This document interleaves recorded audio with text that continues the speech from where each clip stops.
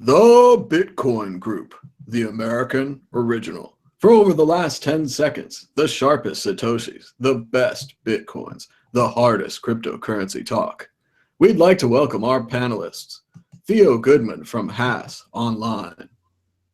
Good evening, everyone. Gabriel D. Vine from Future Rant. Hey, Bitcoin. Hey, posterity. Kyle Torpy from Coin Journal. What's up? Tone Vase from Liberty Life Trail. Hey everyone, glad to be back in New York versus the freezing cold of Russia. And I'm Thomas Hunt from the World Crypto Network. Moving on to issue 1. Issue 1.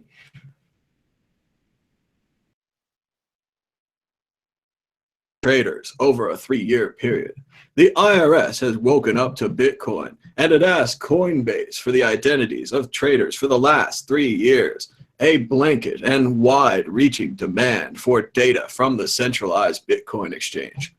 Coinbase, to their credit, has announced that they will, quote-unquote, protect customer privacy, and, in its current form, they will oppose the government's petition in court. Theo Goodman, is this the beginning of the end of Bitcoin? Will all Bitcoiners be exposed and dragged to tax trails by the IRS? It's the end of Bitcoin, and all Bitcoiners will be dragged, to the IRS and be taxed. I mean, Taxman is going to tax. It should be no surprise to anyone. Coinbase is based in the U.S. They have to follow the U.S. regulations. Everything, no real big surprise there. Sounds pretty good so far. What Coinbase said, they're going to protect privacy.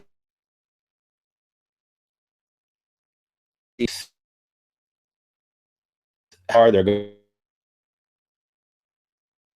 to check?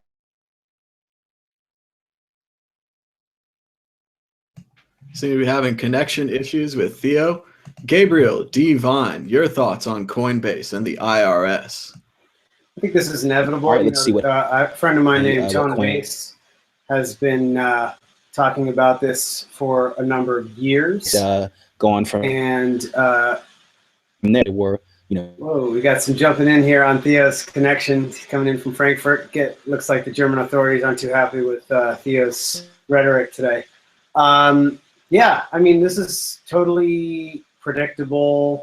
The IRS is desperate to support the dying dollar paradigm. It's going to take a number of years yet, perhaps. Yeah, maybe as little as 18 months, but probably a few more years. Tone certainly is bullish on equities.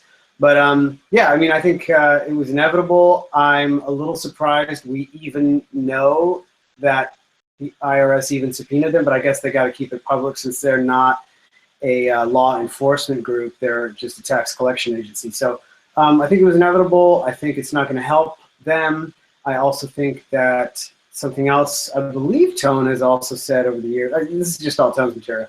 I believe something else IRS Tone said, which is that the IRS and the entire United States tax paradigm is due for a major overhaul. And I have a feeling that we're going to see some of that happening over the Trump presidency, if we actually see him enter the office. So I would say this is not a surprise. I'm sure Coinbase was only too pleased to do whatever the IRS asks and is not in any way fighting it. If you are going through one of these sites, you are giving up all your privacy for Bitcoin. Not all, but I mean, you're giving up privacy for that element of your Bitcoin use, and you can expect a knock on your door. The price is still lower than it was in 2013 during the end of the year, during the big run-up. So, I would say there are a number of people who really don't have that much income to report from Bitcoin usage. But yeah, it's inevitable. They're going to keep chasing individuals and attempting to track them, and it's a losing fight. And with the price going down, a lot of us have more losses than gains. Let's try Theo Goodman again. Theo, are you back with us? I'm back. I think after the IRS and Coinbase has been jamming me, I've been trying to get back onto the internet And I just wanted to say that I think that what you guys were saying when I was getting jammed is that it's no real big surprise. Coinbase is, been following regulation from the beginning, doing their best to go the legal route in the US. So anytime that, you have a financial business in the US, there are certain rules that you need to follow. And if you're going to use them, you need to be aware of that. Now, they're going to challenge what the IRS is saying in court right now, as they said, and protect the customer data, as they said in their statement. That sounds good so far. Let's keep watch and see how they act, and this is a good test for them to see what Coinbase is doing. It's always a shame if something like that happens, because a lot of people are referred to Coinbase. Hey, how do I get Bitcoins? Oh, just go to Coinbase. So, hopefully there's nothing really horrible that comes out of this. But yeah, if you use Coinbase, then you're going in the direction of using something similar to a bank, and just be aware of that. And hopefully most Bitcoiners knew this. They knew this when they went to Coinbase. They knew to file their taxes. They knew if they were getting paid in Bitcoin, move them through Coinbase, keep records, and pay taxes on all the gains and losses. So this is only really a problem for people who maybe bought Bitcoin early and suddenly made a lot of money and then don't know what happened to it, or people that made a complete shit ton of money. Well, maybe a lot of people made a whole shit ton of money and then sent it to this random address and played Bitcoin dice and lost it all. So then you can just say that you lost it all. That is very true. A lot of people also lost their paper wallets, had Bitcoins damaged, didn't know how to use them. Certainly we're not suggesting this if it didn't happen, but if it did happen, the best defense is the truth. Kyle Torpy. Yeah, I definitely agree with Theo and Gabe when they're talking about Coinbase users shouldn't be trying to avoid taxes and everything like that. I mean, I'd also say if you're a Bitcoin user, you shouldn't be, at this time, you really shouldn't be doing anything illegal if you're very public about your Bitcoin use, because you're, especially like, I think it was Theo or maybe Gabe said, Trump might try to make a example out of you. And we've seen the IRS go after specific groups of people in the past, like when they targeted Republican groups under Obama. But I mean, I agree with saying that Coinbase always goes the extra mile too, which makes sense for them because they are a regulated company, so they're always going to have to go the extra mile. They have a target on their back as well, just as the Bitcoin user does, who might be trying to avoid taxes. But yeah, if you're trying to do anything illegal, it's still very difficult to hide your transactions in Bitcoin. I would think so, unless you really know what you're doing and you know how to tumble coins. And it's just a very, I don't think there are many people that know how to use Bitcoin anonymously, even if you can do that, even though I'm sure obviously a lot of people do it anyways because they think they're being anonymous. That's obviously a huge part of the user base. It's like darknet markets and all. I understand that. But I'm not sure how anonymous these people actually are. And I also don't know, with Coinbase in general, I'm not sure what they're going to do to turn a profit is going to be. They're kind of pivoting to like a brokerage now and the exchange, which kind of gives them an incentive to pump altcoins, which seems they're kind of doing with Ethereum. So it'll be interesting to see what they do in general too. I imagine they're going to end up having to do something like Poloniex, but Poloniex already kind of does what they probably should be doing a lot better, and they have less KYC AML. However, I don't know how long that will last though.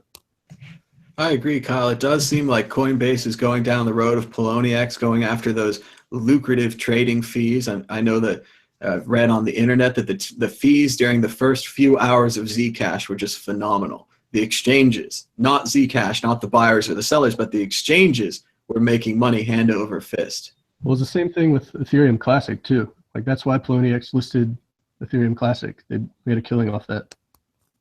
Remember, it's always the people that are selling the shovels that made the money during the gold rush. And Kyle is right. The IRS has been used for political purposes before. I forget the name, but during the W. Bush administration, there was something like Operation Clampdown, something like this, where they went after a bunch of businesses that they didn't like, massages, adult services, things like this, businesses that usually used cash, and they tried to cut them off from the credit system entirely. So this has been done before, but reminder, this isn't Trump's IRS yet. While Trump has been elected, he hasn't taken official power until January the 20th, and he will appoint a new Secretary of Treasury and other IRS-type posts. So we'll have to see what Trump's IRS is really like. Tone Vase, your thoughts on Coinbase and the IRS? Hey, man, I own a massage therapy office. What are you saying, Thomas?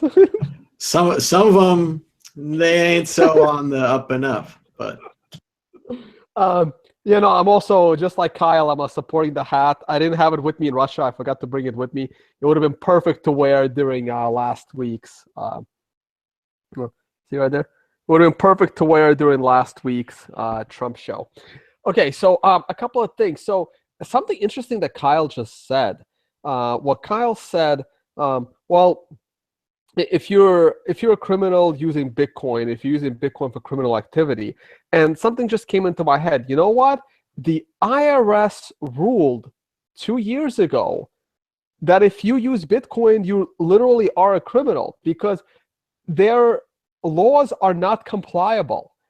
They did not put in a buffer like they do on any other currency. Because right now in my house, there's like a dozen foreign currencies because every time I leave a country, I don't bother exchanging it all to dollars. I never know when I'm going to go back. And if I land at 3 o'clock in the morning, I like to have enough local cash on me for a cab. And if I lose, 40, 50 bucks, so what? It's not the end of the world if that currency devalues or I never go back. They didn't put this buffer in. And Bitcoin isn't that simple to keep track of. We don't have any software that keeps track of every penny of Bitcoin you spend. So what the IRS actually did, and I saw this the day the IRS made their statement, and I said, holy shit, they just made every Bitcoin person a criminal because there is no way any Bitcoin user will be able to account for every Satoshi of their Bitcoin. And I understand that it's petty, and I understand that the IRS isn't going to go after a guy who tried Bitcoin once, bought some Bitcoin, $10 worth, waited a month, and then spend it all at Starbucks. I understand they're not going to go after that guy and arrest him. But it really upsets me that this person is now technically a criminal by the IRS's definition. And go back to that book, 3 Felonies a Day. They just made every Bitcoin user a criminal. Now there are degrees. Obviously, Coinbase will probably try to fight it in a way that, well, will only give you the high users, the high turnover users. And I guess that's what you have to accept. I mean, the IRS will also start making examples of people that constantly use Bitcoin. But the whole idea that every person that uses Bitcoin is now legally at risk is problematic for me personally. I saw this coming from day one. I've been against Coinbase from day one. I said a lot of bad things about them over the years. And it's not even their fault, right? They're catering to investors. Now, on the flip side of the equation, I'm about to play devil's advocate. If I was an investor in Coinbase, if I'm a VC in Coinbase, well, I'm already pissed that they're in San Francisco bleeding a lot of money. There's no reason for them to be there. But why are they going to fight this? They're doing KYC for a reason. In fact, they're doing KYC more than anybody else for the sole purpose of identifying people, and IRS is it. If I'm an investor in Coinbase, I'm on the phone with them right now saying, why the hell are you going to fight this? Why are you going to waste more of our money? I mean, Coinbase is definitely going to go down. Anyway, why are you going to bleed our money on lawyers fighting it? You have to turn over all the data. This is why you're collecting KYC information. So it makes absolutely no sense financially for Coinbase to try and fight this order. turn over the data. I mean, this is what the users of Coinbase should have expected by signing up for Coinbase. I mean, this is what you get. I can also mention, I tweeted out the other day, this is also the same exact reason why I personally have never used Purse.io. And Thomas, you and I had this discussion in San Francisco over a cup of coffee, where I specifically told you it's almost impossible for you to convince me to buy from Purse.io. It's easier for you to speak freely now that you no longer work there. I said, I will never use Purse.io because the same exact IRS liability exists, because when you use Purse.io, you give up your address. I mean, you can give them a fake name, but it's hard for you to give a fake address. You know, your widgets have to be delivered somewhere, and there will be a record under a subpoena that will identify you as a Bitcoin user. So I've always recommended to everyone, don't use Bitcoin in connection with your legal name. Even if you're not using Bitcoin for anything like, you know, drugs or prostitution or anything like that, you're de facto breaking the law, because the law is very, very bad. So now, let's talk about what we're really talking about here. Is this a failure of Coinbase's business model? The business model of, we sell you Bitcoins and we hold the Bitcoins for you. Is this just a never-ending honeypot tone? What do you think? I don't think it's a failure. I mean, it's hard to say if it's a failure of the business model. I think it's I don't think it's a real model for Bitcoin. It was a business model for them. I mean, they made $100 million on it from VC money. They're slowly gonna die out. They're not gonna make it anywhere, because this isn't how Bitcoin was meant to be used. So in a way, it's a failure. In a way, it's not, right? I mean, you can't blame, if you come up with an idea and someone wants to give you $100 million, is it really a failure? No, I mean, the business might be stupid, but it's hard to call you a failure when someone's willing to give you $100 million for an idea. Now, I've always said that Coinbase is a bridge business. It's something that we need in the short term, but in the long term, once we're over this bridge, like many of us thought. What, am I still here? Yeah, we missed a little bit. I want to repeat that. I don't know. Coinbase is a bridge business, and we're going to walk over it and then burn the bridges behind her faster than we thought. Gabriel Devine, your thoughts? Yeah, you know, I think that's a good point, that it's a bridge company, as all exchanges are. You know, it's at a certain point, there's going to be so much momentum interior to the Bitcoin ecosystem that the bridge points will rapidly lose validity. But I think we're at least 8 years away from that, optimistically, probably more like 20. So I think that there's definitely a place for Coinbase in the market. I don't agree that holding money on their site is one of the features that they that they consider to be among their array that they offer people. They say specifically, we're not a wallet. Don't keep your money here. Just use us to onboard people into Bitcoin or to send money. But do remember now, there is some confusion with Coinbase and GDAX. For GDAX, it's a trading platform. They almost certainly want you to hold your funds on there and buy and sell. And it's like you're supposed to trust them, but you're not supposed to trust them. Meanwhile, they're probably going to give all your records over to the IRS. So it doesn't look good all around. No, I agree with that. And I think that the pivot into GDAX was extremely late and ineffectual. I don't believe that they're doing that much volume. I have a feeling that Coinbase was a little early to the market, which was a big boon to the Bitcoin ecosystem, but a big, what's the opposite of a boon? Curse for its investors, possibly. I wonder how much runway they actually have and how long the business is going to last. On the other hand, we could see a major uptake in Bitcoin over the next 2 years that could save all of these companies. The opposite of a boon is a bust. And when you look at GDAX, you keep seeing the second run that they didn't get the Ethereum Classic money, they didn't get the Augur money. They're behind. There's boon times and there's bust times. I didn't say boom. I said boon with an N, and the opposite of boon is curse. We'll see. We'll look it up. Kyle Torpy, your thoughts on Coinbase? Is it a bad business model or just bad right now?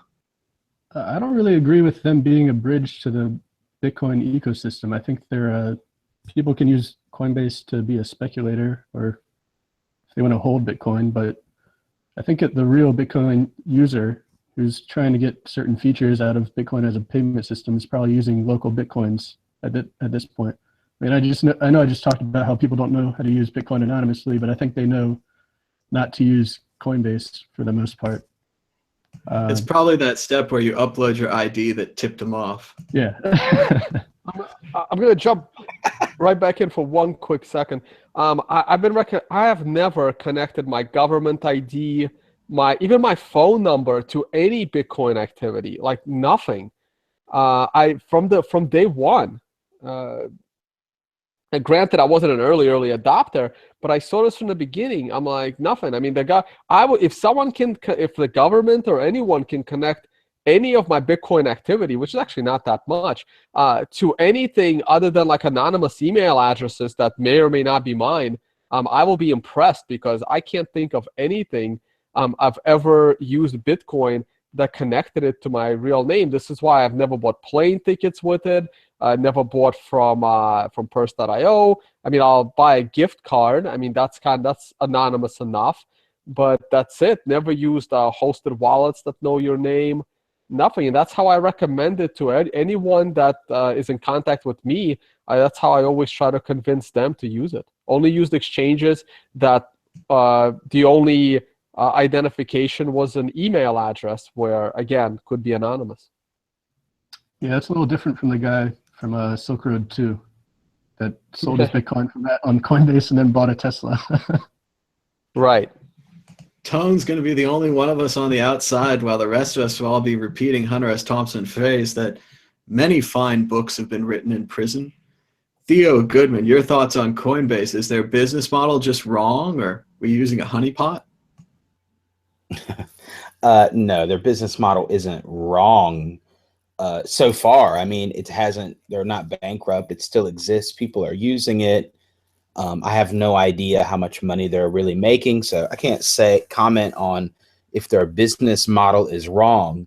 As far as GDAX is concerned, that business model is wrong until they add leverage, 10x minimum, and more shitcoins. Other than that, they're not going to get any liquidity, and then that project is just done because nobody wants to use an exchange. Ask any Bitcoin trader. They're going to want leverage, degenerate amounts of leverage, and degenerate amounts of shitcoins. And if you don't have that, then why should I use you? And your exchange is going to have no liquidity, and nobody is going to want to go there. And until you change that, that business model is over. Now, Coinbase itself, that part of the business might have some kind of use. I don't know the exact numbers, like I said, but yeah, maybe, basically anyone that's doing something that they're totally 100% fine with registering everything with the IRS, their profits and losses, and doing everything like that, then Coinbase is great for you. That's perfect, and that's what it's made for. So if you want to do anything like that, then that's the place to go. So it's definitely not broken. Just depends on who wants to use it. It's kind of Bitcoin light. Let's move on to issue 2. Issue 2, Bitcoin price surge. The price of Bitcoin continued to surge this week, with reports of Chinese demand now being joined by Indian demand, with both economies attempting to crack down on their citizens' ability to move money. The Chinese with capital controls, the Indians by literally removing large denominations of cash to prevent their citizens from storing and moving large amounts of wealth. Gabriel D. Vine, with these stunning developments, could Bitcoin be really taking? Could Bitcoin be doing what? Bitcoin to the moon? Missed most of your question there, so I'll have trouble answering. Ask again. Let's see. Will China and India be enough to take Bitcoin to the moon? I'm going to say China and India, not alone, no. But we've also got the rest of the world. and a lot of other things. I think we are definitely still toward the beginning of this bull run. I'm looking at the last halving in November, which is exactly 4 years ago-ish, almost exactly, I believe. It was toward the middle of November in 2012, the last halving. At that, we didn't have as much of a spike, although let me think, it went from $3 to $12 over the previous year. So that was that is kind of similar. It wasn't quite as sudden as what we saw in June now. But afterward, we saw continuing buildup and doubling, and then a massive spike 6 months later than the halving, which was April of 2013. So we are actually now only 4 months after the halving. I wouldn't be surprised if we do see another massive spike in January, February, March, sometime like that. There's also some market movements in the wider world that could affect it, and things are really, really volatile now. Bitcoin's volatility seems to be, it is choppy, but it's been heading steadily down for a long time, and it continues to head steadily down, even in the face of a bull run like this, where we're seeing a lot of volatility recently, mostly upward over the weeks and months. But the volatility of fiat currencies, which are huge markets, much, much bigger than Bitcoin, 1,000 times bigger, literally, or more, we're seeing volatility that is reaching up to about the same point as Bitcoin to fiat volatility, which is just incredible. That means these markets are absolutely surging and collapsing. We're seeing flash crashes in the markets. I think we're going to see a lot of problems as authorities attempt to seize control and seize visibility of financial systems around the world. They are showing that they're desperate. Modi has shown that India's government is desperate to track and control its populace. Just by the sloppiness and sheer lack of respect for the populace by announcing this ban on large notes and then integrating it right away and making it such a short deadline to trade in your notes. That is an absolute slap in the face to the populace.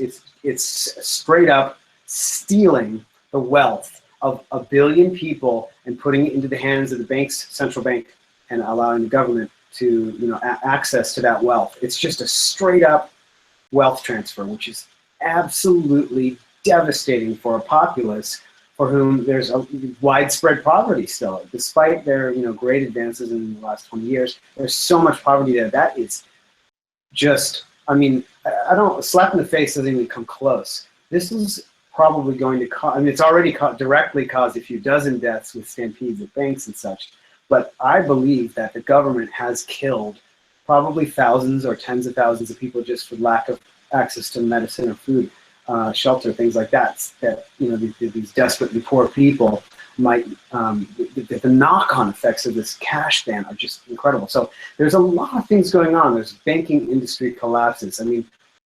If the governments of the world overreact, central banking assholes of the world overreact to the situation of lack of banking liquidity, lack of monetary liquidity, and flood the system and accidentally flip things over into a high inflation or hyperinflation situation, a lot of that money is going to go into Bitcoin. I think we're going to see a massive bull run. 2017 is going to be a huge year for Bitcoin. The rest of this year too.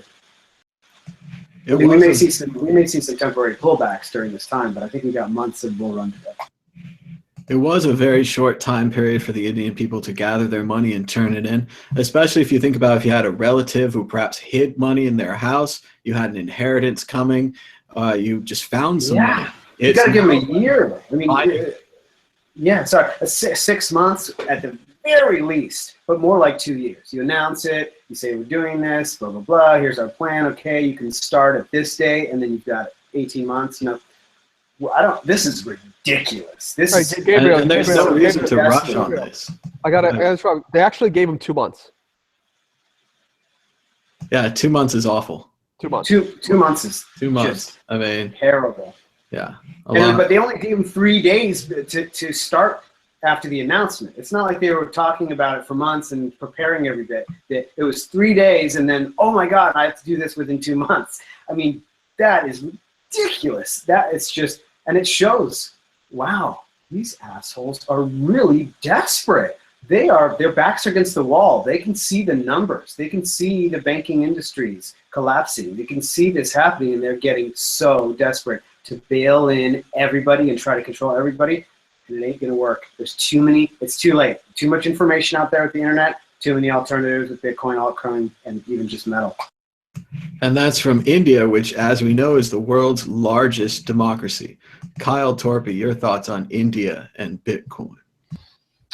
Yeah, I agree with Gabe. With anytime the government makes laws that hurt Bitcoin's competitors are going to be good for Bitcoin. So anything that makes online payment systems less private and less censorship resistant is going to be good for Bitcoin. Anytime they ban cash is going to be good for Bitcoin.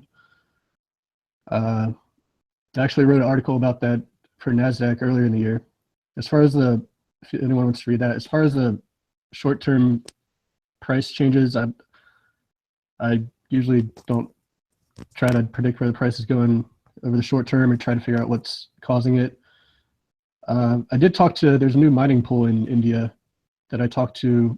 They messaged me while I was still on vacation, but I talked to them when I got back, called GB Miners. And right now they have 3 to 4% of the network hash rate. But the mining equipment's still based in China because the guy whose mining equipment it is, he just kind of funded this mining pool in India, and now they're building it out. So there's not really any mining in India. I'm not, at least at this pool. So maybe they're trying to build out that community. They're also positive on Bitcoin Unlimited, but I saw the guy from Via BTC said that they're definitely switching to Bitcoin Unlimited, but that's not actually true. They're still thinking about it. Another thing on the price is that I think a hard fork, the potential of a hard fork is impact on the price in some way, because a lot of the investors that view Bitcoin as digital gold view a hard fork as very detrimental to the long-term value of, or the long-term, they view a hard fork as a bad thing for the long-term viability of Bitcoin as digital gold, because you're splitting the network effect. You're splitting basically the holdings. Obviously, you get the holdings on 2 different chains, but now it's not.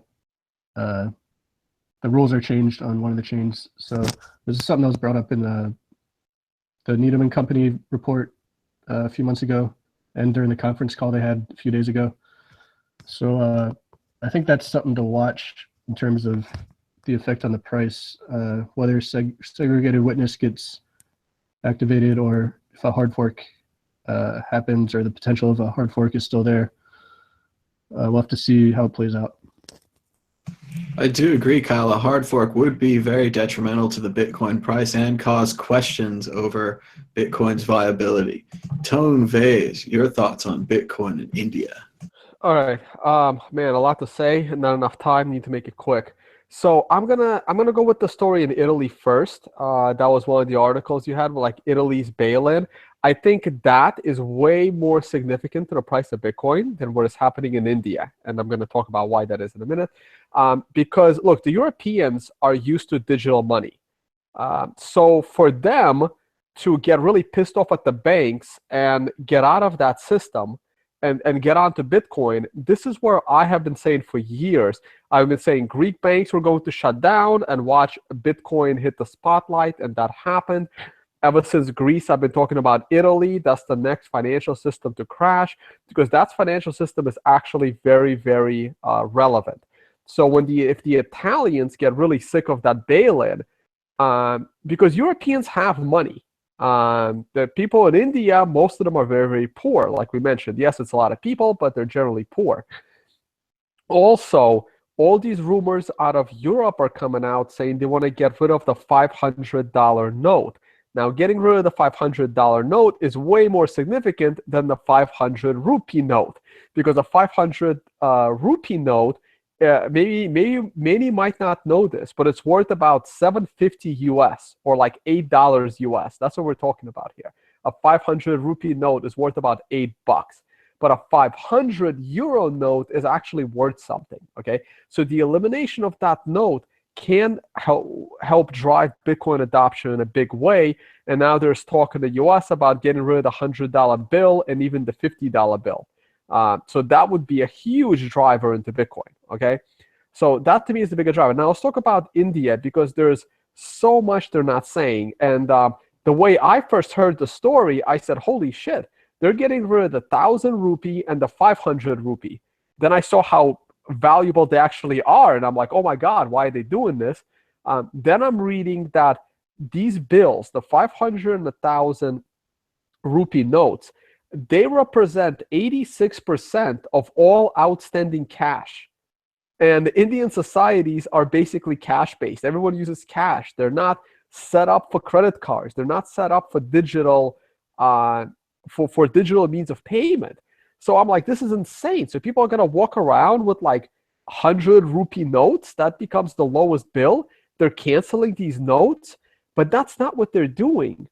They're canceling the notes, but you can exchange them. They're going to have a brand new 500 rupee note. And this is important. And they're getting rid of the 1,000 rupee note, but they're replacing it with a 2,000 rupee note. So and this is why you're seeing these videos of people in India running around in circles, bank to bank to bank, because the bank limited people. They said you can turn in all your paper rupees into digital money in your bank, and then you can like withdraw it later and stuff, or you have it digitally. But if you're gonna exchange, two 1,000 rupee notes for a brand new 2,000 rupee note, they first put a limit of 4,000 rupees. Then they raised it to 4,500 rupee. And then they realized they didn't have enough of the new cash, of the brand new 500 and 1,000 and 2,000 rupees to exchange for people. So they lowered this limit to 2,000 per bank per person. Now, what happened after that was they don't really have a very good digital system. So they can't track how many times people came in and did this. So then they started putting like those markers on people's hands under a black light so that the people can't go to a different bank with another 2,000 in rupees to exchange them. So anyway, so this is the clusterfuck that's going on over there, right? And everyone is rushing and everyone has these notes. So the impression that I originally got from the story was that they're eliminating these bills because of all the black market. But if they're replacing them by new bills that are even bigger, this is a one-time cancellation of the currency to basically take the current illegal market, or basically they think that people have too much cash. It's a one-time thing, but going forward, they just made it 50% easier for black market to do business because they're providing them with a 2,000 rupee note. So what the hell are they really solving other than this is a major power trip by Modi, whoever the prime minister or whoever he is? Basically, it's like basically he's running an ant farm and he's standing above, and he like threw something down and like watching the ants running around as a temporary power trip, because that's basically what this is. This isn't changing anything. Now, on a grander scale, and by the way, the reason why I know some of this information is because like I actually did some investigative journalism. I called up Sonny Ray from UnoCoin, and I had a little chat with him about an hour and a half ago. I'm like, hey, what the hell's going on? I mean, I think UnoCoin is great. They're doing a great thing. Keep doing what you're doing, guys. I'm a little worried that you're going to get unwanted attention from the government, and they do KYC. So the few people that I know there, I really like you guys. Keep doing what you're doing. Just be careful, okay? Just Just be careful and don't get yourselves in trouble. One last note as far as the global currency and economics goes. This is why the US dollar is king and will be king, and why all these people that have been saying the dollar will die are so wrong and will continue to be wrong. The dollar is the only currency in the world that has never been canceled. Anytime the US issues a new bill, the $10,000 bill was canceled a long time ago. The US has never canceled its debt. Its bonds are still good. Old bonds are still good. You find a dollar bill from the late 1800s, it's still good. It's worth more because of its collector value, but it's still good as legal tender. The euro, everyone's like, the euro is going to replace the dollar. The euro has a history of 20 years, not even. And before that, all of those European currencies, they're all canceled. They no longer exist. Britain continuously cancels old currencies. If you find an old like British pound from like 100 years ago, it's useless. It's only a collectible. It is no longer legal tender. Tony, wait a second. What about $500 bill, $1,000 bill? Yeah, those were canceled. That was a long time ago, and this is the real problem. Those were canceled, but you could have turned them in at the time, right? They weren't like. It was definitely longer than 2 months, that's for sure. Yeah. I know those were canceled a long time ago, but in general, the U.S., like especially from the bond perspective, that paper is still good, and that's very important. And this is why the U.S. dollar is trusted globally. But when they start canceling large denominations, that's when you have to worry, because then they're pushing people into the digital currency. But what's happening in India, it makes absolutely no sense. They're causing this big problem, temporary problem, but afterwards, unless they're gonna start producing these 500 rupees and 2,000 rupees at a very, very low rate, so that it's hard to get your hands on them, then they're doing something. But people have to keep in mind that they're not just canceling them. You can convert them to a new looking bill. And I don't know why. I don't think the black market in India is all that big, relatively speaking, on a global scale. This makes absolutely no sense to me. But anyway, I hope hey, if it's good for Uno Coin, I'm happy. They're doing good things over there. It does sound like they're just taking money from the cash holders, hoping that you won't see the announcement, you won't be able to trade your funds in, and you'll be stuck with worthless money, which is just atrocious. It seems irresponsible. But let's move on to the exit question. Question. Theo, you forgot Theo. Oh, Theo? Theo, are you back with us? Sorry, Theo. I am here. All right. Bitcoin in India. What do you think? Bitcoin in India. I think that I just cooked Indian food today, and that's great. I think that, there's a lot of people in India. Of course, we know that. Now we know the lowdown about the bills and all that, and we'll see how that works out, if their digital system will work, or if they're actually trying to limit cash at all. It seems like they're not really. They're just reorganizing it in a real inefficient way right now.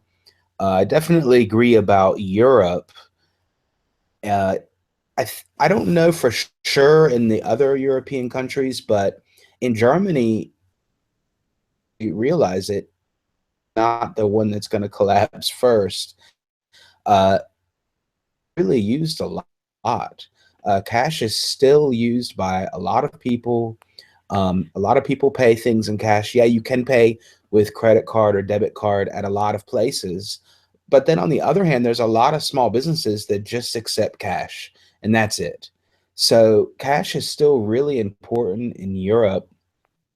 I think that if, they start limiting the 500, well, then, that's the slippery slope. What's the next step? What are you gonna get rid of the 100?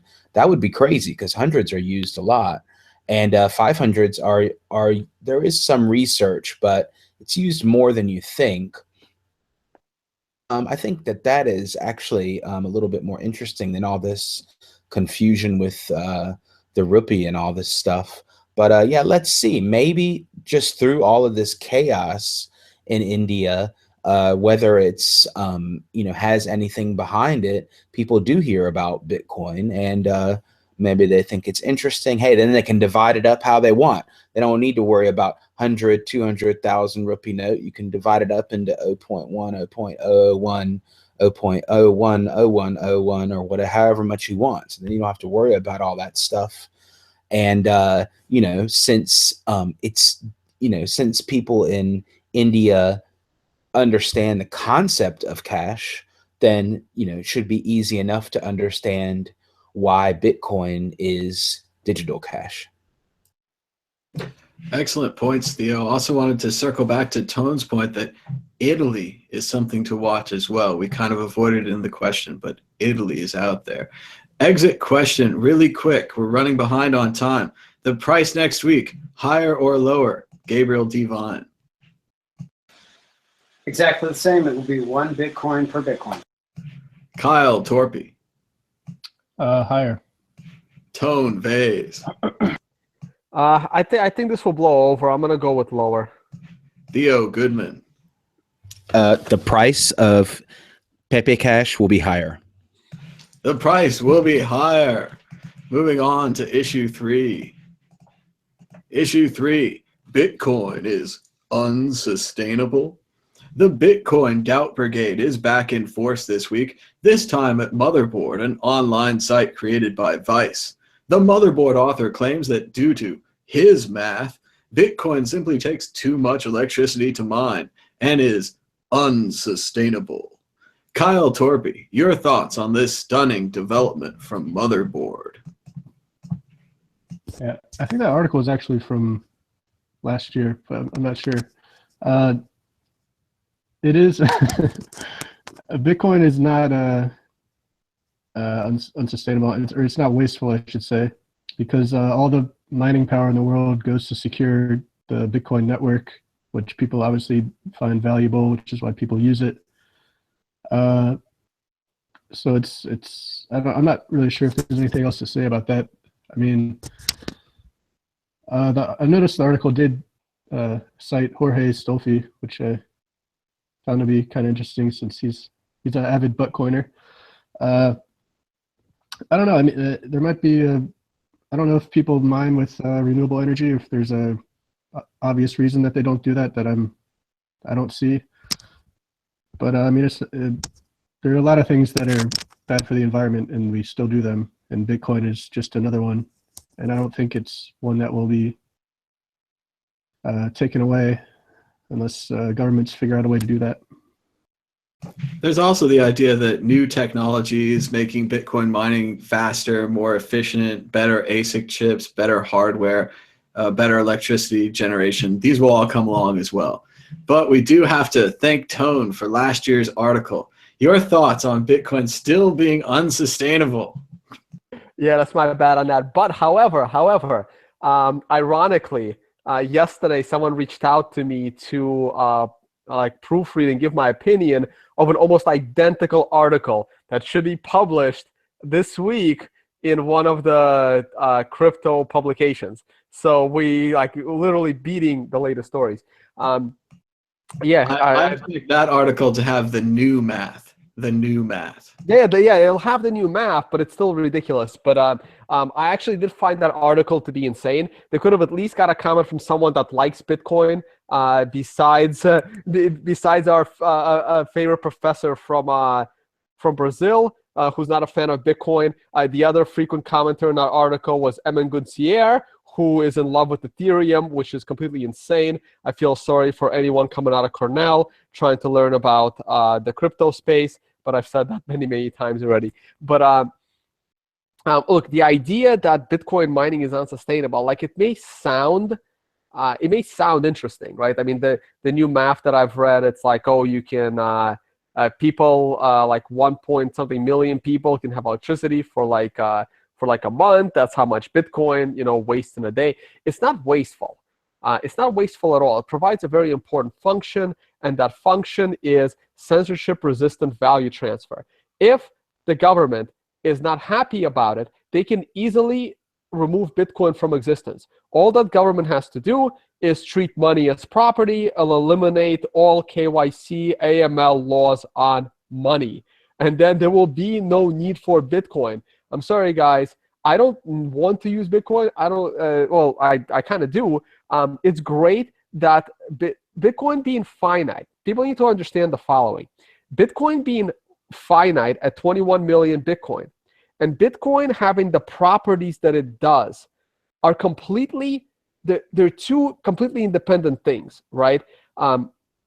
Bitcoin could have had infinite inflation, and it still could have had these properties of permissionless value transfer, which would have made Bitcoin very, very useful as a value transfer, right? There is also store of value. They're two completely independent things. Now, Bitcoin is one and the same, which is why someone like me, and I would say almost everybody on this show who barely ever uses Bitcoin, I guess you, Thomas, more than the rest of us, but Kyle gets paid in Bitcoin to him as well. But we're mostly using Bitcoin for speculation, and the reason we're able to do this is because of its finite limits.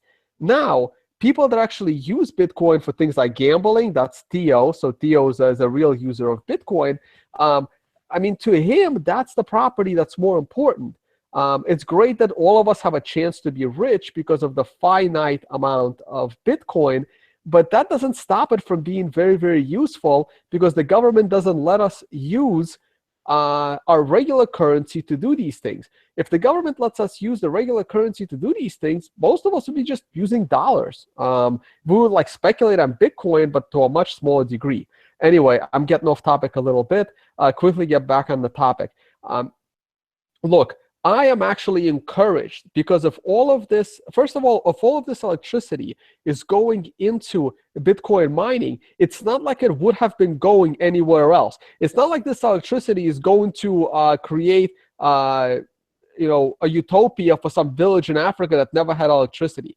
Either it's being created to mine Bitcoin or it's not being used at all. And as an example, I'm sure there are plenty of homeless people all around us. And when our houses are empty, we're not exactly letting them in to use our electricity and accept the comfort in our house. Our house is just being wasted empty because that's how we would rather have it. So if this electricity isn't being used for Bitcoin, it's not like it would have been diverted somewhere else. Okay, so let's start there. Second, I believe it's mining for Bitcoin that's going to revolutionize the way we use technology. If there really is a drive to efficient renewable energy, using direct sun energy, using geothermal energy, this drive for this energy is going to come from mining Bitcoin.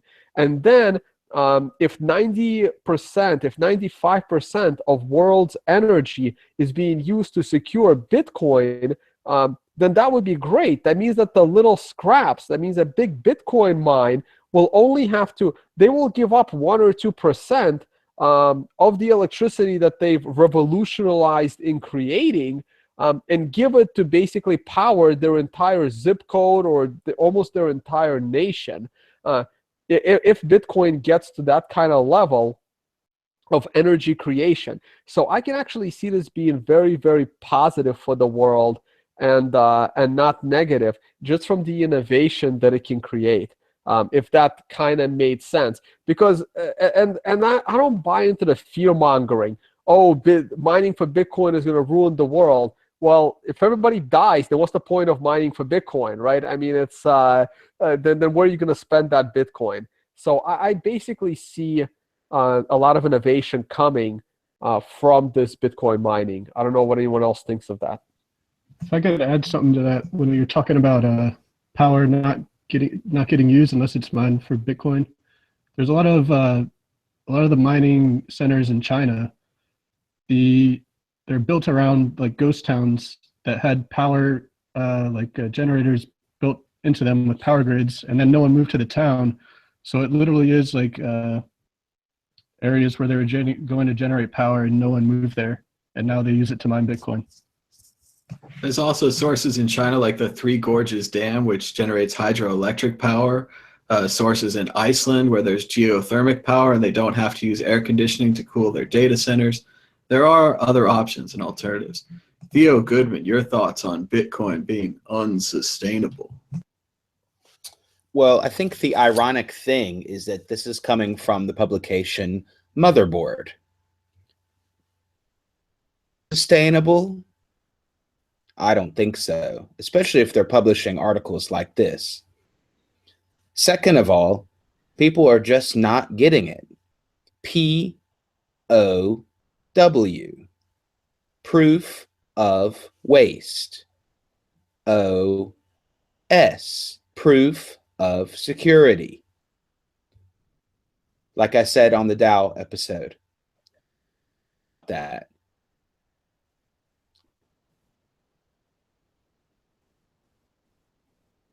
All right, Gabriel T. Vaughn. You know, this article is typical surface skating pseudo-journalistic bullshit. I agree with several of Tone's points, except for one. He mentioned the KYC as being the sine qua non of Bitcoin usage and utility in the world.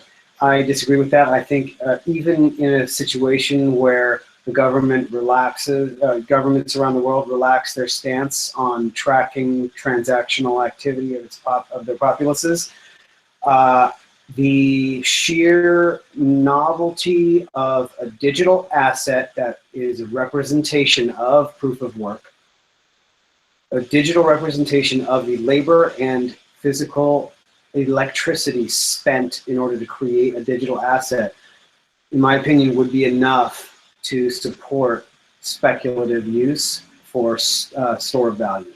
And also for, I mean, in a similar way to gold and silver, but with the added benefit of being able to move it around. I think that that is enough to support the Bitcoin ecosystem. You don't also need KYC just to make it something that could exist and have supporters and have money behind the mining. The main flaw with this article is the false equivalence. So you can see in the call out and right in the middle, that makes Bitcoin about 5,033 times more energy intensive per transaction than Visa. Well, yes, that's absolutely true at the time this article was written. However, it neglects to mention that Visa and Bitcoin are not even close to the same thing. They may seem the same on the surface, but Bitcoin is doing more than 5,000 times as much stuff.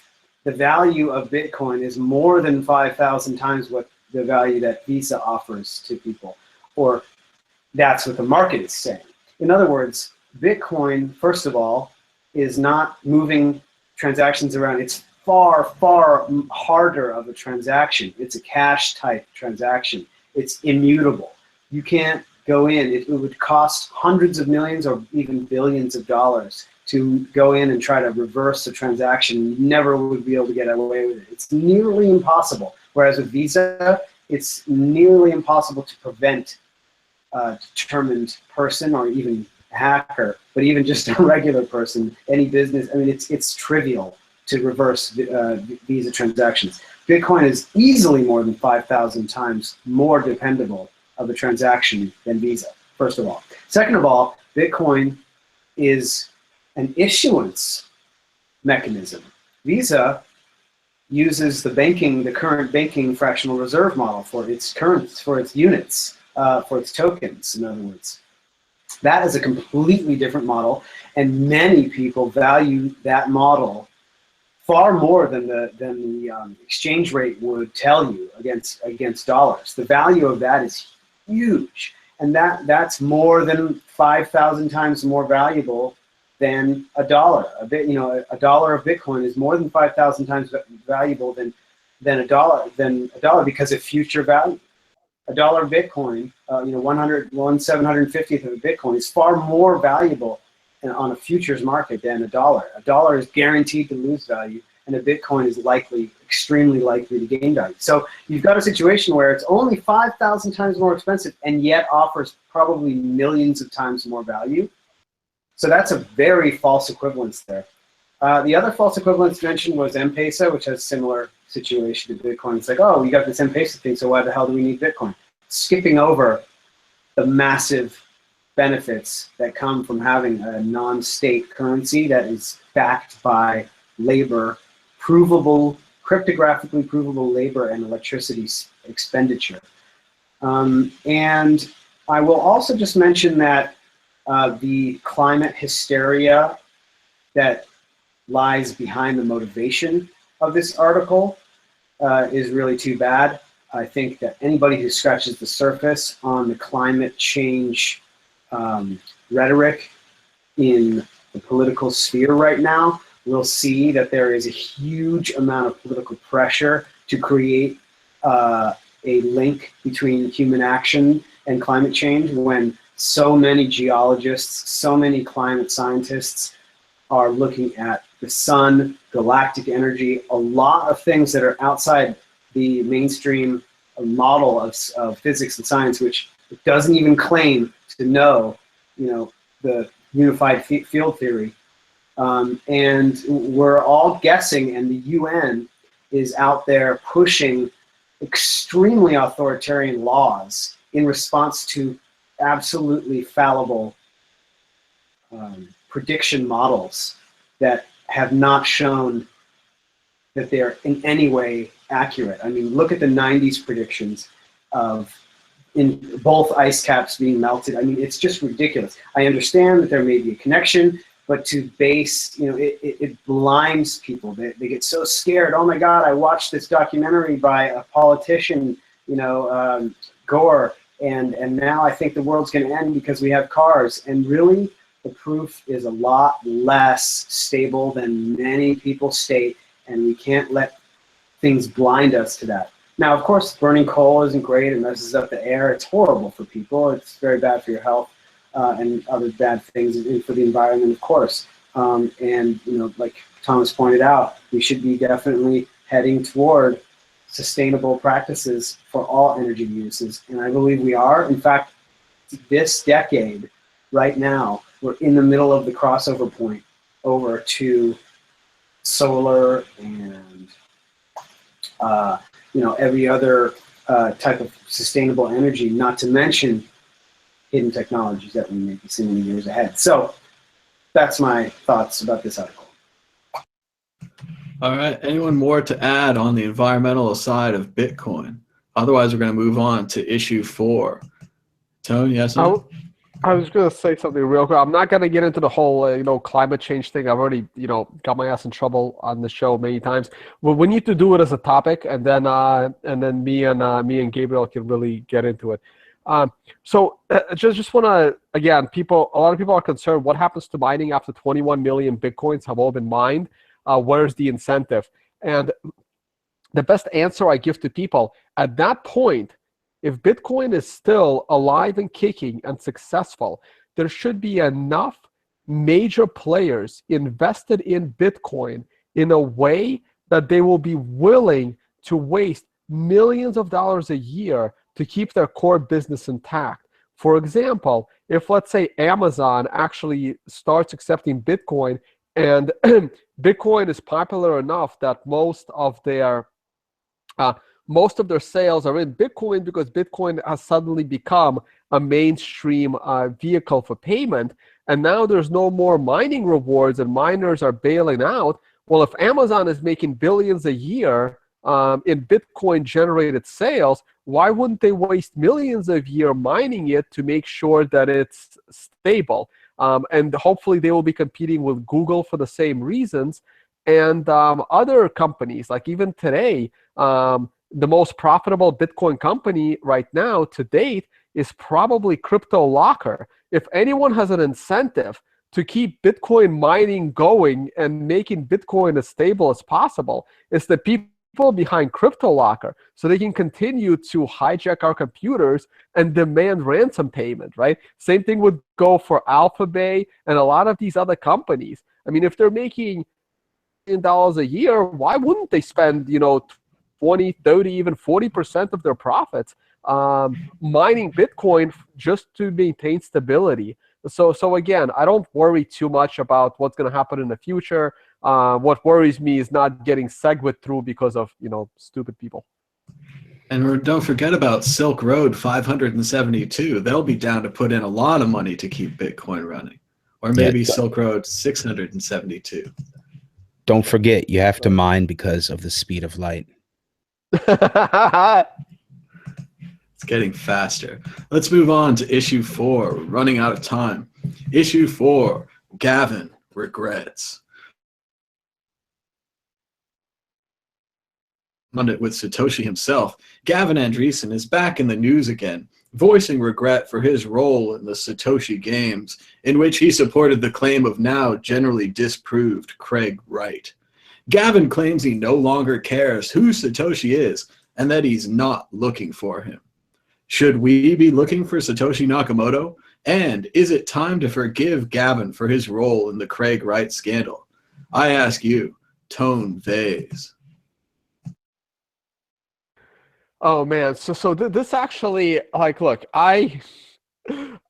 Gavin personally convinced me that Craig Wright was Satoshi, right? So there was like a week window, and I think we did a show that I am on record as saying that I'm leaning towards Craig Wright being Satoshi, and that happened because the week before I happened to be in the same room with Gavin Andresen, and he managed to actually convince me that I should have been listening. So this is bad. So this is like it hit me. I fall for this too. I always want there to be a Satoshi. I'm always excited every time somebody's Satoshi.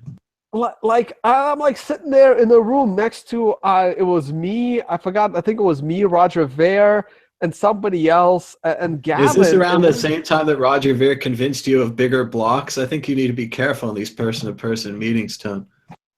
Oh, I know. No. That one happened in Vietnam. That happened like 6 months later. No, this one. We had about 20 shots, and there was a lot of beers around the table, and pretty soon I believed in big blocks too. I think I saw your name on the list of people that have approved the message of bigger blocks.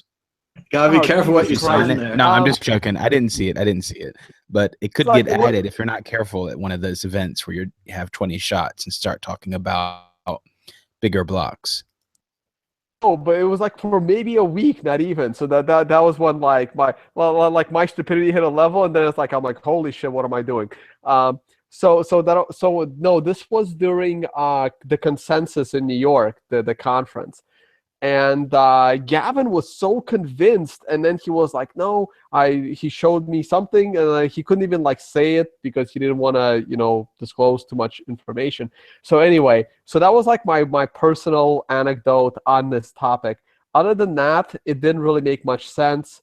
Gavin, you know what? It all ended kind of good because this insanity, like the other core devs, immediately saw through the nonsense that Gavin is off his rocker, and this gave him a good reason to remove his admin credentials commit credentials to the Bitcoin Core code, which I believe is a good thing. I was starting to already see Gavin as being a little dangerous for Bitcoin development, especially of his classic and XT shenanigans. And his whole stance, I don't find his views on privacy very, very good. So it all ended, I guess, in a good way. Gavin shouldn't have bought into it, and after he bought into it, he shouldn't have tried to convince others to buy into it. But yeah, so that's my only comment on the subject. Other than that, I'm kind of glad that he doesn't have commit privileges anymore. It probably was a good thing to get rid of Gavin's commit privileges, but I want to throw my support behind Team Gavin. He was in a very unique place to prove who Satoshi was because he'd corresponded with him, and I think this also put him in a very unique place to be taken advantage by a con man like Craig Wright. Gavin, he was trapped. He didn't know what to do. He was played. He wasn't expecting this. It's not his fault. He should be accepted back into Bitcoin, but we shouldn't give him his keys back. Theo Goodman, your thoughts on Gavin and Bitcoin? Yeah, that's nice that Gavin said, "Hey, I messed up. I really regret it, and I'd like to move on from there." I think that's cool, and good for him. And maybe Gavin, you can get back to developing cool stuff. Do some contribute to GitHub, get some pull requests, and let's get this thing going. And instead of talking about who's Satoshi and what Electrum server I was using on what year that connected to this thing in London and all this stuff. So just get on that. And if you're bored developing Bitcoin, then you're free to come over to the Rare Pepe blockchain trader channel over in Telegram. And we're always looking for developers that want to contribute to the Rare Pepe landscape and the ecosystem. So Gavin, you're invited, and hope to see you there soon. Now this, of course, Gavin apologizing reminds me of the time that Roger Ver apologized for vouching for Mt. Gox. Ooh, low blow. That was just mean. Gabriel D. Vaughn. Well, I've made my opinion about Gavin pretty clear on this show, but I'll reiterate my opinion, which is that the CIA drafted Gavin when he went to meet with them in 2010, I believe it was. And at that point, they convinced and or forced, bribed, coerced, blackmail, whatever you want to call it, will kill your kids. Maybe you like your kids, you like having kids, you like them to be alive. All right, cool. Then just do this. Throw this pull request in, an essay request in. So Gavin, however, I don't believe that he was really into that. Nobody likes getting coerced like that. So after going whole hog with Bitcoin Classic and XT to the wishes of the spooks, he wanted to burn his reputation. And that was why he decided to go and act as if Craig Wright was telling the truth and that he was definitely into it, because he knew that without any cryptographic proof, there was no way it was true. And so he went way out on the limb so he could burn his reputation so that he wouldn't ruin Bitcoin, which is a project he genuinely was interested in the beginning. He just wasn't a libertarian and had no idea that the three-letter agencies were actually just working for the elite, and the last thing they wanted was this freedom-creating technology. He was completely naive before that. He ain't anymore. And now that he's already blown his reputation and nobody thinks he knows anything and he's a complete fucking idiot, now he's like, well, shit, I gotta backtrack a little or else I won't have a career here. So I think he's just basically doing his due diligence to try to reinstate himself in the space so that he's not thought to be a complete idiot, and now he can show a little bit of contrition and try to gain some sympathetic ears after he completely burned his reputation. Now that's a theory.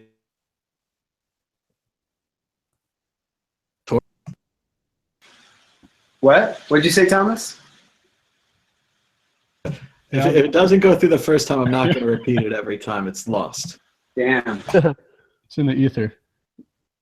So I think either outcome that Gavin blogged about on his site there is probably bad for him, and it might actually be worse if Craig Wright is Satoshi, because that means he didn't care about ruining Gavin's reputation, ruining the reputation of the biggest proponent or biggest technical proponent of a hard fork to increase the block size. So it might actually be better for him if Craig Wright is not Satoshi. But yeah, either way, it's not good for him. But it seems like Gavin has been wrong about quite a few things over the past year or so, and this was just another example. He definitely should be allowed to contribute to Bitcoin. but his oracle status, as they would say on Bitcoin Uncensored, has definitely declined a little bit over the past year or so.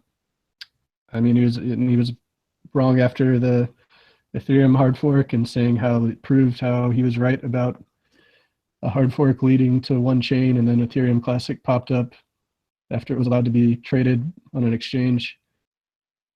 He attacked me on Twitter for some reason, and then everyone that he was attacking me on behalf of came to my defense. So yeah, that's pretty much all I have to say about that. Excellent. Let's move on to the exit question. Exit question. Satoshi Nakamoto is a single person or a team? Tone Vase. I'm gonna lean with a team at this point, but I mean there will be one leader of the team, but I'm sure he had a couple of trusted people. But I don't really know. I don't want to know. I hope nobody ever knows. And to just comment real quick on what Gabriel said, too conspiratorial for me. I'm an Occam's razor guy. The simplest explanation is usually the correct one, and I would go with Gavin. Just he just didn't think it through and jumped to conclusions like a lot of us do in a lot of things. He got excited. He wanted there to be a Satoshi. Theo Goodman, is Satoshi a person or a team? Satoshi is just like Santa Claus. No, I'm just joking. I think that Satoshi is probably a team that had contact with extraterrestrial beings that are the color green, and that is why the emergence of RarePepe has stormed the blockchain and is slowly taking over the crypto sphere and is fueling scaling. Gabriel D. Vaughn. I was just going to say team and be done with, but San Fran says that I'm Satoshi. And John Smith says that Tone is Satoshi, so maybe it could be one of us individuals. If not, then a team, because only he and I are smart enough to come up with it. Kyle Torpy. I have no idea. Maybe, I guess a team would probably be more believable since there's so many different topics that someone has to know about that go into Bitcoin, let alone to try to understand it, but let alone to create it. No, can I change my answer? Go ahead. I'm going to go with one person. It's been 8 years. If it was a team, shit would have leaked by now. I mean, you can't keep secrets. I mean, if you like if a team commits a murder, I mean, it never lasts. I mean, it's just don't tell anybody.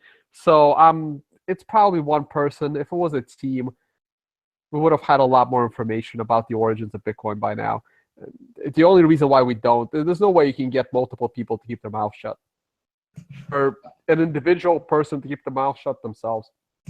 I'm going to agree with Tone's first answer. I think it started off as an individual, then it became a team. I'm also going to agree with Theo's answer. Space and aliens were involved, but on my information, the space aliens are pink. Moving on to issue 6. Issue 6. I think so. Swedish central bank considers Bitcoin. I forgot to ask how it's pronounced, Riksbank, the central bank of Sweden, is launching a project to determine the viability of a bank-backed digital currency and is considering issuing an e-krona, an electronic version of the Swedish currency, the krona, within the next 2 years. Theo Goodman, is the Swedish central bank light years ahead of their time, or are they making a mistake by attempting to print their own digital currency?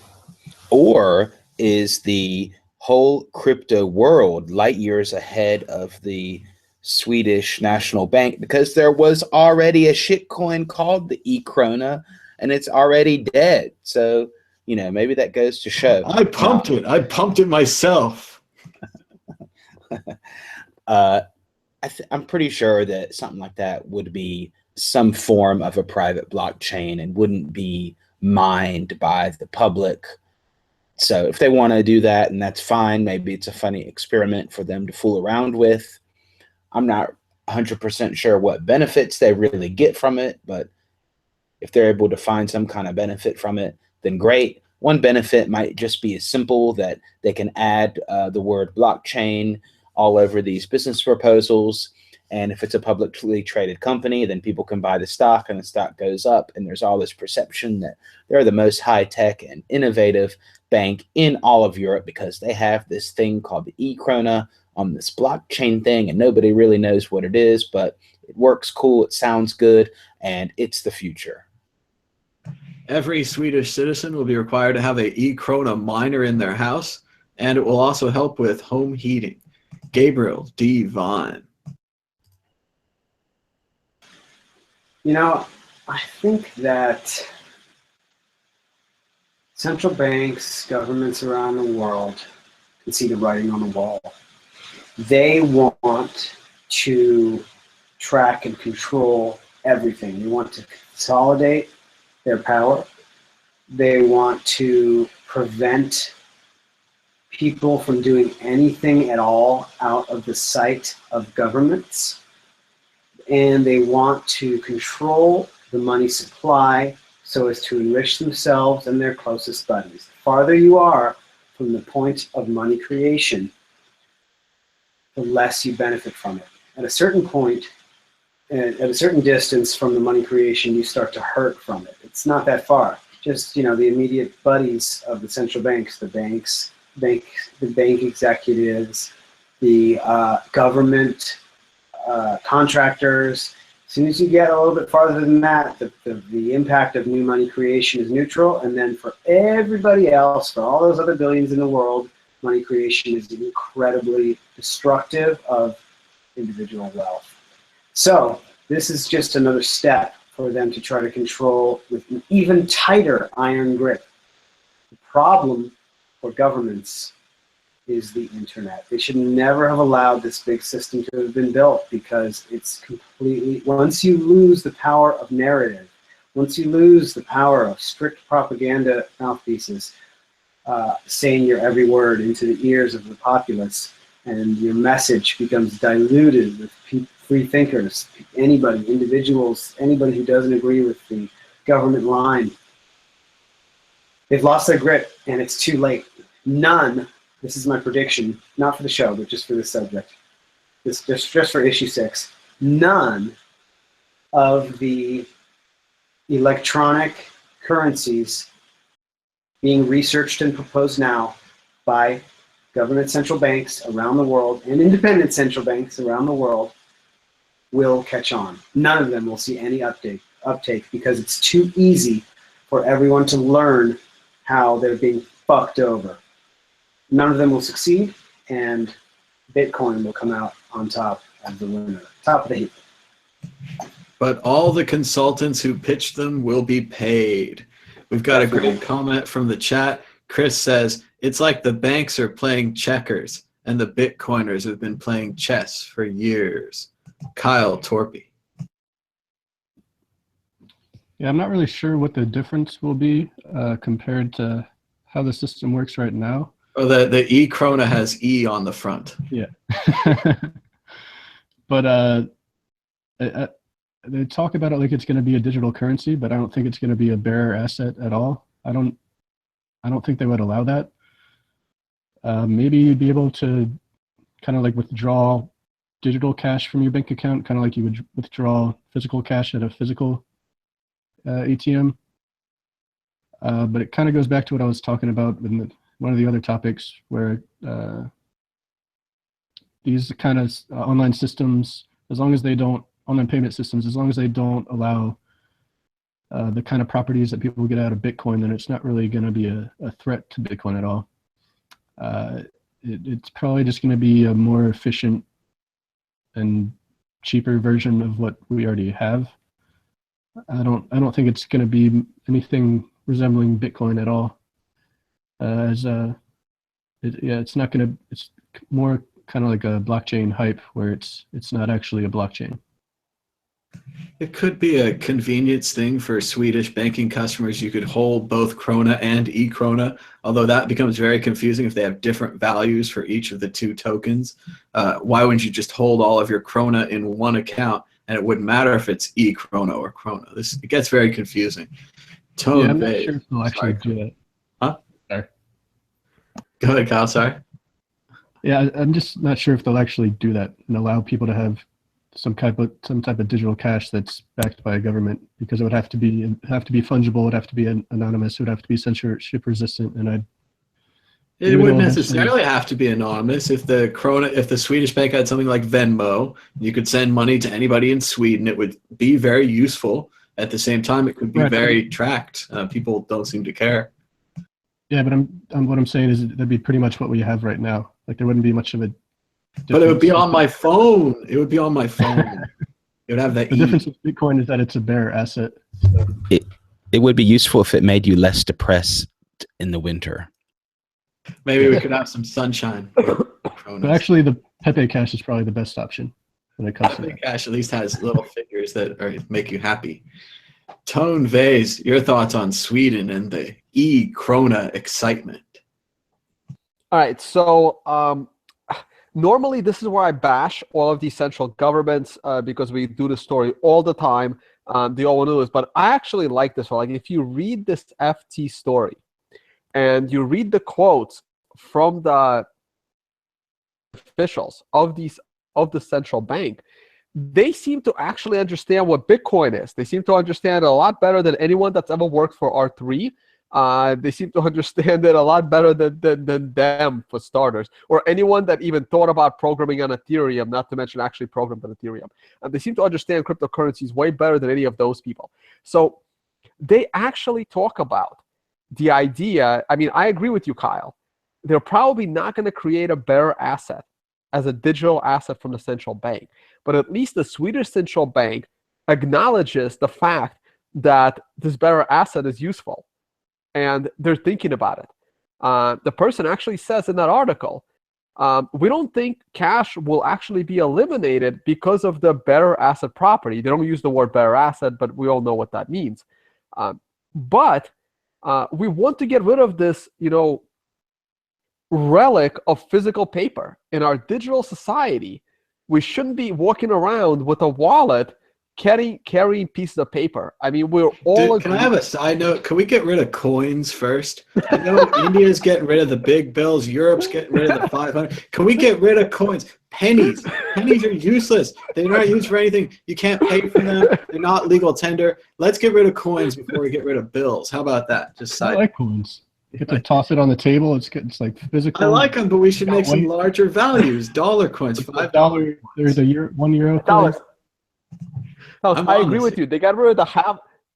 They got rid of the half penny when it was way more valuable than the current penny is today, right? But no, I agree with you. But so the Northern Europeans, they have pretty good technology, and they just want to get rid of this physical paper because it's useless. And they're trying. They understand this balance of, well, we don't really want to provide a bearer digital asset sanctioned by the central bank, but we also we kind of want to track everyone, but we know that people aren't going to be very happy with that. So they're fully acknowledging this concept, and they're at a bit of a conundrum. So there's another reason why they want to do this. They actually want to give people the option to store their money bank without interest paid on that money. Because when you get interest paid on your money, you become liable for other debts, for the banks and the debts. Since we're talking about bail-ins in Italy, not to mention, this money gets lent out. So the central bank wants to give their people an option of them holding their money digitally without any liabilities. But then we can talk about the liabilities of a central bank printing money. But again, they're different than the private bank's liability of the bank going under and providing, insurance on that money and all that stuff. But I applaud the Swedish central bank for at least thinking about providing their population with a bearer asset, which is a hell of a lot more than I can say for all these other central banks, like the Bank of Canada and the Bank of England, and I'm sure I haven't heard anything like this coming out of the U.S. Federal Reserve. So I applaud them. I recommend reading the article. Keep an eye on the Swedish krona. It's probably not going to happen, but I like that they understand. Moving on to the exit question. Which country's central bank will issue their own version of Bitcoin first? Sweden, Japan, or the UK? Theo Goodman. Wrong. The answer is United States of America, FedCoin. Oh, trick question. Gabriel D. Vine. I really don't know. I'm going to go with I don't know on that one. Kyle Torpy. I don't know, but whoever does it first would probably be smart to be the first one to do it. 'Cause I think it would make their currency more valuable and useful, but I could be wrong on that.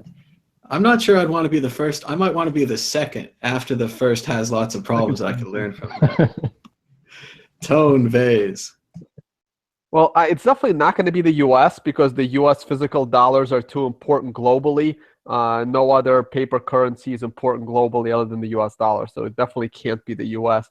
But I'm going to go with a very small country, like a city-state kind of country, like Singapore or Liechtenstein. But hey, keep an eye on the Swedes. They might be up to something there. I mean, they first have to get out of the sinking ship known as the euro. But I mean, they're not on the euro, so that's good. But they're in the Eurozone, and there is Europe. So they're not in the Eurozone, but they're in the anyway. They have to like cut the cord like Great Britain, so they can start making their own laws, and then maybe they'll give us something. You know, when your e-kronas are at a bank, they're KYC'd. When your e-kronas, you know, move back into the central bank under your account, but maybe you can have like branches that they'll give you a better asset, which would be great. But the problem with the better asset is then who's responsible for the security of the asset? I mean, this is like a chicken and egg situation, right? If the Swedish central bank then gives you a better asset, who's responsible for when you get hacked? You know, is the central bank responsible for when you get hacked? I mean, look, the only solution is to get some, you know, people that believe in, you know, property rights and aren't, you know, social moralists into the and you know, to making laws, or more like eliminating laws on voluntary contracts, and then maybe we'll get somewhere with the government currency. In a surprising move, the United Kingdom, who recently exited the European Union and never ever linked the pound to the euro, will create an electronic version of the pound. Many people want to call it the e-pound, but we prefer to call it the pound e. The United Kingdom will be giving their people a pound e in the future. Let's move on to predictions or story of the week, as we're running out of time. Theo Goodman, are you ready with a prediction or a story of the week?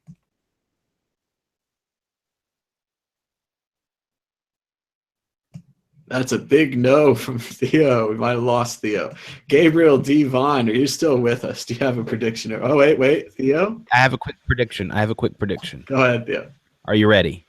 Yeah. My prediction is that the Ethereum blockchain will fork one more time in 2016. Whoa. Only once. Gabriel D. Vine. Yeah, I think more like 6. I also think that you're wrong about the name of the UK digital currency. I think it's going to be called the Limey. My story of the week is the recent news, I believe it was yesterday or the day before, that the Google and Facebook advertising businesses, which are the largest cyber advertising, possibly the largest advertising concerns in the entire world, will be taking steps to remove support from so-called fake news sites. This is an absolutely transparent move by the mainstream propaganda press around the West to prevent alternative voices like ours from being heard on the world stage.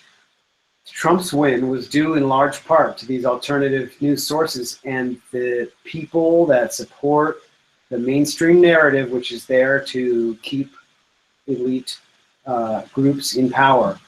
they're absolutely flabbergasted and super angry that their toy was taken away, that they lost their grip on world power, and that they lost control over the narrative. And this is a totally transparent attempt at, now I won't call it freedom of speech because, you know, they're private companies. But this is an absolutely transparent attempt to control the narrative. And this is after the New York Times implicitly admitted lying to the world for years when they said, oh, we're going to try to be a bit more accurate in our reporting, meaning that you haven't been for the foreseeable past, for decades, if not forever. That means that you've been lying to us and you're completely failing in our job, unlike the illustrious Kyle Torpey, one of the only real journalists in the world. So, you know, this is just a travesty. It's going to hurt so many independent reporters, people that are trying to find out what the truth is and let other people know for their own good and for the good of the world.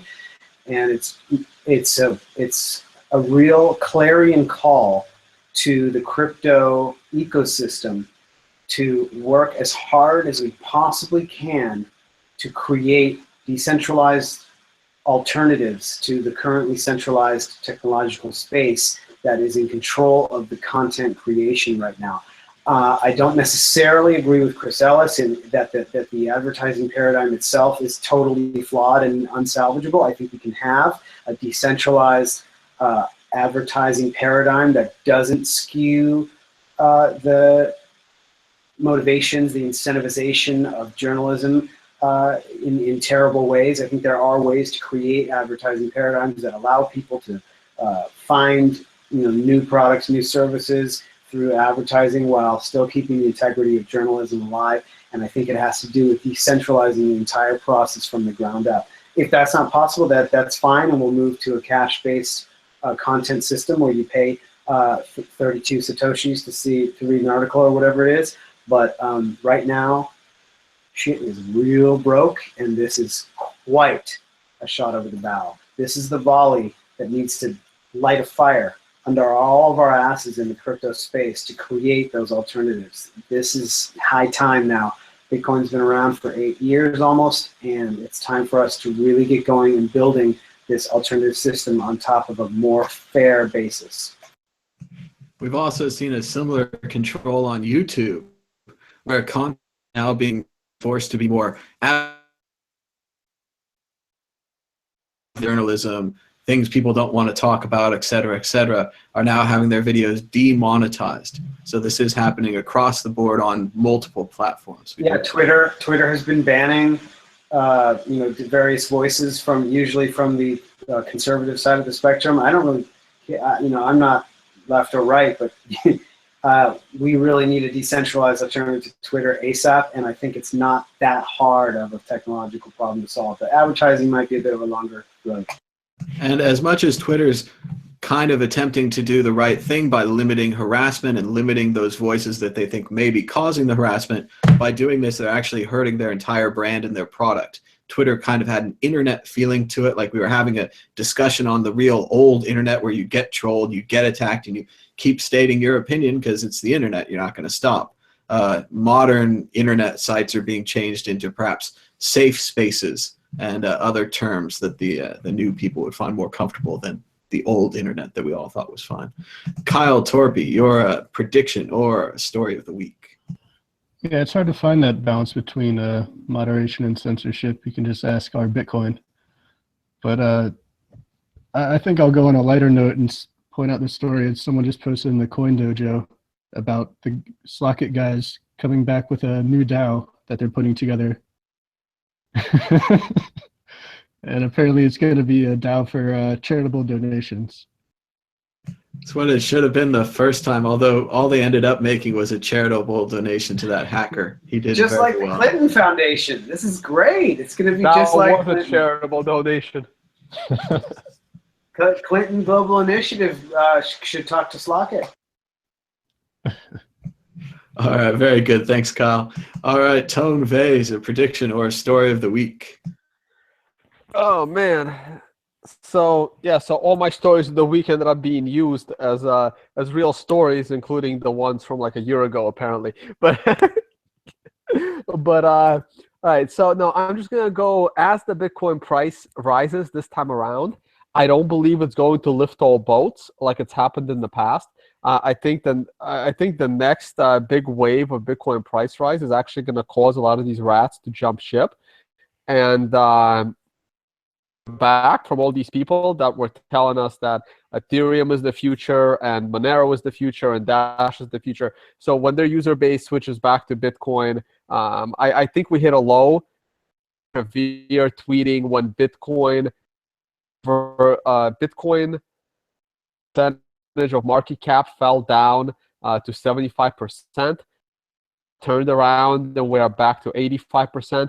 I believe that one is going to increase going forward. I think the world is saturated with the Zcash nonsense. I'm so upset I missed 2 weeks ago. I couldn't join. You guys talked more about Zcash. But so I do think it's going in that direction. And I want to close out. I just want to give one more shout out to our Uno Coin team in India. I've met a few of them. Some of them I interact with Twitter. Sunny, Abhinand, Harish, Chadwick, the co-founders, Manisha, and I'm sure there's others that I haven't interacted with yet. Keep doing what you're doing. We need India. We need that continent. Try to get the people on it as more technology goes your way. Huge shout out to them once again to close the show. Good stuff, Tom. Nice to hear it. Good stuff from Unocoin. Sorry. But just, I was reading the chat here. And of course, the non-Bitcoiners will learn what network effect truly means. And I didn't really have a story of the week or a prediction, but I thought of one during the show. Things I would like to eliminate. Phone books and coins under a quarter. I'd like to eliminate the penny, the dime, the nickel, all of them, maybe even the quarter. I still like it for video games. There's a lot of legacy machines that still use quarters. Then we could have maybe a larger coin, maybe a $2 coin, $5 coin. You could put Trump's picture on there if you want. If he can get rid of the penny, I'll put his picture on a coin. He's a president. It's legitimate. But yeah, that's what I want. No more phone books, no more small change. And that's good enough for me. I've had enough of these phone books. Thomas, you can't get rid of you can't create a $1 and $2 coins. I mean, I've always wondered, like, how do people tip strippers in Canada, right? Because they don't have dollar Canadian bills. They only have coins. They could carry a pouch. I'll put the coin in a pouch. $1 bills, man.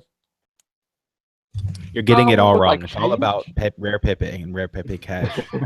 And I don't know any strippers that take rare Pepe. It's because you haven't been going to the stripper joint. The thing is that I think that do away with pennies and nickels and all that. Well, first we'd put them in a big machine, and then we'd melt them down, and that would be it. They'd be gone.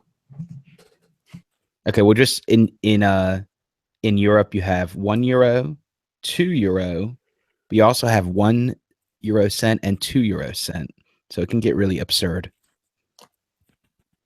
2-cent coin. See, that's backwards. We don't need that. I would eliminate that too right now. But anyway, we're running out of time. Thanks to everyone who joined us. We had about 100 viewers watching us live, which is really great. Probably helped that we put it out there in advance. We had a link you guys could go to. Thanks to everybody who's in the chat. I see a lot of great action going on down there.